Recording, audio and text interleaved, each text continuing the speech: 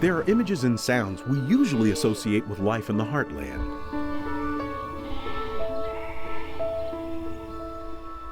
But there are also images and sounds that make some places unique. Here's space, do what you want, and you don't have to worry about someone looking over your shoulder that you are doing this. You can experiment, and I encourage experimentation. Welcome to the Art Farm. Created in 1993, this artistic enclave sits on half of Ed Dady's farm a couple hours west of Omaha. Ed's nephew works the production side of this land, growing corn and soybeans. And while that farm work goes on, visiting artists spend their time appreciating the rhythms of rural life. That's sort of typical of the way artists work around here. It's like long periods of thought, trying to go through the process. So it's a reason why I sort of recommend they come for 2 months, because it takes 1 month to get through all the other stuff. Then they work. On this late spring morning, a poet and 2 painters have immersed themselves in the farm's creative atmosphere. On the website, Art Farm seemed like kind of strange and adventurous, like not like your average residency. 29-year-old Rebecca Johnson is an impressionist artist from Asheville, North Carolina. The Art Farm gives her a window on a world that's different from her usual environment. There's something just strange and amazing about walking down a dirt road and just being able to see for miles and knowing that you can walk and walk all day and you'll be on that same dirt road and it'll still pretty much look the same. 24-year-old Amy DePlacido traveled 1,600 miles from Middleton, Massachusetts. She found the pace of the farm fueled her passion for linear art.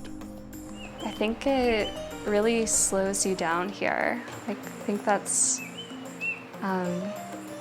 really important to learn too, especially coming from the city and just knowing that hustle and bustle, it doesn't really matter. The geography also inspired her artwork of straight lines. And seeing those lines of cornfields and soybean, and you can see right down and everything's placed in a grid. So I'm very inspired by these man-made, geographical lines on the landscape. Sycamore, lone mare under the arced limb. Here, a list of yellow things. For poet Meredith Clark of Seattle, the Art Farm offered a new look at her view of writing. I think it's been actually a real life-changing experience in a lot of ways. Learning an awful lot about the way that I work. I think a lot of people make the mistake sometimes of coming to a residency and assuming that they're going to churn something out. She also had to learn the process of printing her poetry, the old-fashioned way. This has probably taken me about an hour and a half or 2 hours, and it's just 6 lines of type. The Art Farm has welcomed artists from 10 different countries.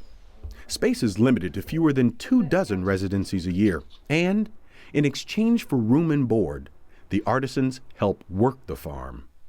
A current project is restoring old barns which see duty as studios and living quarters. On this day, an old bathtub became a spa of sorts. It gets hot here during the day, so we're going to fill it up when we need to cool off. Jump in the tub, go back to our studio and work. We're already doing that with the hose occasionally, but this will be better.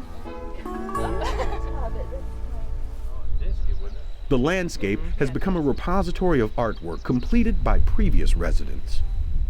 Carol and Bernard Smith say they make the pilgrimage from Indiana on a regular basis to see what's new. I remember when Ed first started this, it was like, how is he going to get people to come here? But it just never stops. I mean, it just seems like every year he's got more and more and more, and it's wonderful. Perhaps it's the liberation of open space.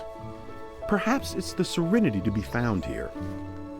Ed and the artist will tell you it's inspiration without encumbrance. It's the experience that you can try something, you can experiment, not worry about failing.